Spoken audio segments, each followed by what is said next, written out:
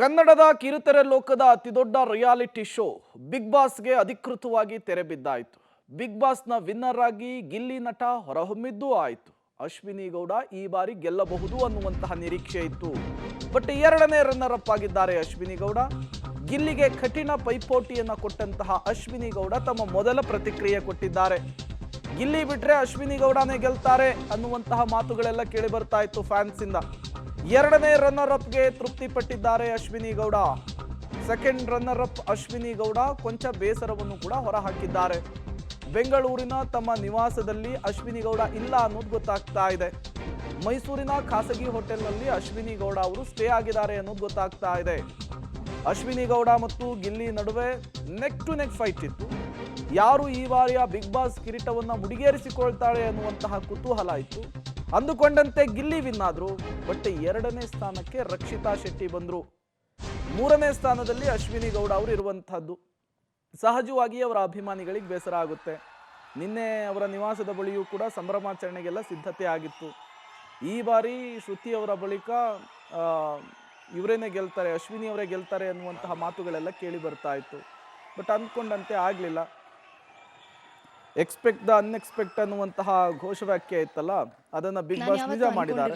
ಹಾಗಾಗಿ ಬೇಸರಗೊಂಡಂತೆ ಕಾಣಿಸ್ತಾ ಇದೆ ಅಶ್ವಿನಿ ಗೌಡ. ರಾಜಮಾತೆಯಾಗಿ ಬಿಬಿ ಹೌಸ್ಗೆ ಎಂಟ್ರಿ ಕೊಟ್ಟು ಛಲಗಾತಿಯಾಗಿ ಅಶ್ವಿನಿ ಗೌಡ ಅವರು ಬಿಗ್ ಬಾಸ್ ಮನೆಯಿಂದ ಹೊರ ಬಂದಿದ್ದಾರೆ. ಸಹಜವಾಗಿ ಅವರು ಗೆಲ್ತಾರೆ ಅನ್ನುವಂತಹ ಕುತೂಹಲ ಇತ್ತು.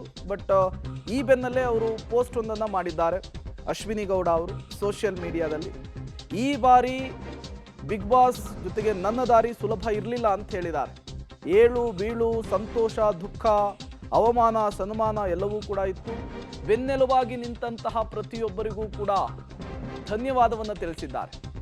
ಇನ್ಸ್ಟಾದಲ್ಲಿ ಅಶ್ವಿನಿ ಗೌಡ ಅವರು ಪೋಸ್ಟ್ ಮಾಡಿರುವಂಥದ್ದು, ಅವರ ಪೋಸ್ಟ್ನ ಸಾಲುಗಳನ್ನು ಕೂಡ ನೀವು ಗಮನಿಸ್ತಾ ಇದ್ದೀರಿ. ಸೆಕೆಂಡ್ ರನ್ನರ್ ಅಪ್ ಆಗಿ ಅಶ್ವಿನಿ ಗೌಡ ಅವರು ಹೊರಹೊಮ್ಮಿದ್ದಾರೆ. ಈ ಸಂದರ್ಭದಲ್ಲಿ ಹೆಣ್ಣು ಹುಲಿಯಾಗಿಯೇ ನಾನು ಹೊರಬಂದಿದ್ದೇನೆ ಅನ್ನುವಂತಹ ಬರಹವನ್ನು ಕೂಡ ಬರೆದುಕೊಂಡಿದ್ದಾರೆ. ಈ ಬಾರಿ ಇವರು ಗೆಲ್ಲುವಂತಹ ಸಾಧ್ಯತೆ ಇದೆ ಅನ್ನುವಂತಹ ಮಾತುಗಳೆಲ್ಲ ಕೇಳಿ ಬರ್ತಾ ಇತ್ತು. ಜೊತೆಗೆ ಕನ್ನಡ ಪರ ಸಂಘಟನೆಯ ಕಾರ್ಯಕರ್ತರು ಕೂಡ ರಾಜ್ಯದ ಉದ್ದಗಲಕ್ಕೂ ದೊಡ್ಡ ಮಟ್ಟದಲ್ಲಿ ಕ್ಯಾಂಪೇನ್ ಮಾಡಿದರು. ಜೊತೆಗೆ ಗಿಲ್ಲಿ ವರ್ಸಸ್ ಅಶ್ವಿನಿ ಅನ್ನುವಂತಹ ರೀತಿಯಲ್ಲಿಯೇ ಪ್ರತಿ ಎಪಿಸೋಡು ಕೂಡ ಕಾಣಿಸ್ಕೊಳ್ತಾ ಇತ್ತು. ಬಟ್ ಕೊನೆ ಕ್ಷಣದಲ್ಲಿ ಸೆಕೆಂಡ್ ರನ್ನರ್ ಅಪ್ಗೆ ತೃಪ್ತಿ ಪಟ್ಕೊಳ್ಬೇಕಾದಂತಹ ಪರಿಸ್ಥಿತಿ. ರನ್ನರ್ ಅಪ್ ಆಗಿ ರಕ್ಷಿತಾ ಅವರು ಆಗಿದ್ದಾರೆ. ಗಿಲ್ಲಿ ಗೆಲುವಿನ ನಗೆಯನ್ನು ಬೀರಿದ್ದಾರೆ. ಈ ಬೆನ್ನಲ್ಲೇ ಯಾರ ಕೈಗೂ ಕೂಡ ಅಶ್ವಿನಿ ಗೌಡ ಅವರು ಇಲ್ಲಿಯವರೆಗೂ ಸಿಕ್ಕಿಲ್ಲ. ಸಹಜವಾಗಿಯೇ ಅವರು ಮೈಸೂರಿನಲ್ಲಿದ್ದಾರೆ ಅನ್ನೋದು ಗೊತ್ತಾಗ್ತಾ ಇದೆ. ಇದರ ನಡುವೆ ಇನ್ಸ್ಟಾಗ್ರಾಮ್ ಮೂಲಕ ಒಂದು ಪೋಸ್ಟ್ ಅನ್ನು ಮಾಡಿದ್ದಾರೆ. ಅಭಿಮಾನಿಗಳ ಅಭಿಮಾನದ ಬಗ್ಗೆ, ವೋಟ್ ಹಾಕಿದಂತಹ ವಿಚಾರಕ್ಕೆ, ಅವರಿಗೆ ಸಿಗ್ತಾ ಇರುವಂತಹ ಜನಬೆಂಬಲದ ಬಗ್ಗೆಯೂ ಕೂಡ ಆ ಪೋಸ್ಟ್ ನಲ್ಲಿ ಅಶ್ವಿನಿ ಗೌಡ ಅವರು ಬರೆದುಕೊಂಡಿರುವಂಥದ್ದು. ಅಶ್ವಿನಿ ಗೌಡ ಅವರು ಸೆಕೆಂಡ್ ರನ್ನರ್ ಅಪ್ ಆಗಿದ್ದಾರೆ.